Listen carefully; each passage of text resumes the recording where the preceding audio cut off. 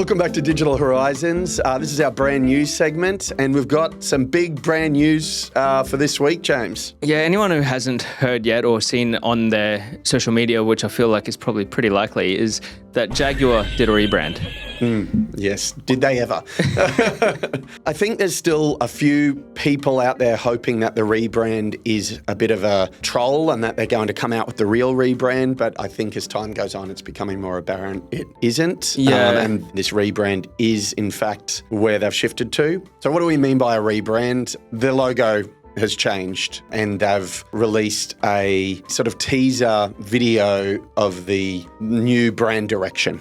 So there's still more to come. It was released at Miami Fashion Week, I believe, and they keep saying, "Oh, it's all in the execution. Just wait, you'll see." Yeah, So I saw think- there was a tweet from Elon Musk asking Jaguar to their page if they make cars. Yes, And yeah. their response was, "We have something coming. Yeah. Like, pay attention." So I don't think that's happened yet. Whatever Yeah. they gave a date or something. I don't No. think that's actually happened. So I mean, it's definitely got the world talking, hasn't Yes. it? So and I think that's what everyone was hoping for, that this is, even the logo shift, that was a joke, because it is arguably not very good. It's blending a capital letter of the G with lowercase letters for the rest of the Jaguar. It's scrapped the Jaguar icon or graphic. There's a lot of elements of the heritage of Jaguar that has just been forgotten or ignored. And I think in their brief, which is to align the brand to a future-focused electric vehicle manufacturer that is environmentally friendly and appeals to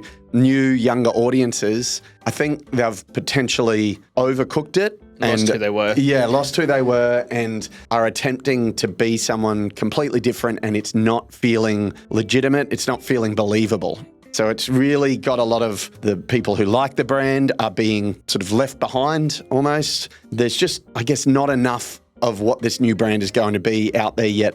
But from what we have seen, the logo shift is scrapping the heritage, and the fashion-forward style runway video snippet has not one car in it whatsoever. Just a lot of different fashion models walking up and down a runway, being very artsy. And that is concerning for car people, for car guys and people who love the Jaguar brand. Like, I can't remember last time I even thought of Jaguar as a brand prior to this coming up. So I guess I don't know where their market position was or anything, but potentially they needed to make this shift to make it continue to work, because it's not like I guess my level of awareness of the cars that are coming into my sphere, it's not one that's coming up very often. Well, you're absolutely right. They needed to do something because their sales over the last 7 years, focusing on the US, and it's the same here in Australia, have been declining significantly. Yep. It's been on a path to nothing. So maybe basically. this is it. So maybe it's like, fuck it, let's just go for a whole different market. Let's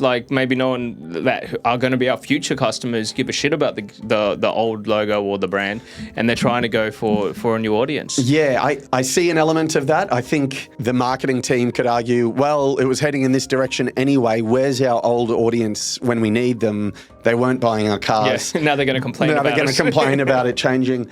But I still think there was a way to shift towards being future-focused without alienating your existing audience, but leveraging the best of what the brand had to offer. I thought about this new campaign launch and I thought, I remember the last ad I saw for Jaguar was spectacular. It was called the Rendezvous campaign. It was back in 2015, and it was to align with one of the James Bond movies, Spectre, where the Jaguar brand is always used by the villains in Bond movies. So it was a Bond villain, effectively, or a villain campaign, and it had Tom Mendelsohn. Oh, sorry. How do you say it? Tom Mendelsohn? Loki? Okay, that guy from Marvel. Yep. And it had Ben Kingsley, Mark Strong, Nicholas Hoult. It had all these British villains, and they were explaining to the camera, why do you think villains are always British? And they're describing all these things like, we're always one step ahead, we've always got the best suits, and we're obsessed with power. And it was effectively describing the new Jaguar F-Type, which is an awesome sports car, V8. That campaign worked really, really well for them. Around that time that they launched the Jaguar F-Type, sales in the US increased by 41%. So they can do branding well.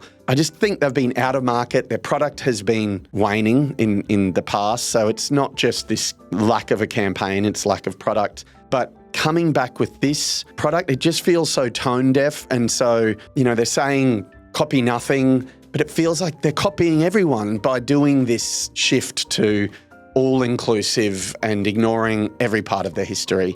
I think from what we've seen so far, it's a massive miss, and they could have leveraged more of their heritage and not done the same as all of those other debranding fashion logos like Saint Laurent, Burberry, Balenciaga. Their beautiful branding has shifted to just static, boring lettering in recent years, and Jaguar has done the same. So thumbs down from me so far, but hopefully we'll see what else they pull together with this. So there'll be more to come to it, right? Yeah, definitely. Hopefully. If not, then we'll just pull back in a year and see what their sales does look like. Goodbye, Jaguar. That's Digital Horizons for this week. Yep. Thanks for tuning in. Thanks.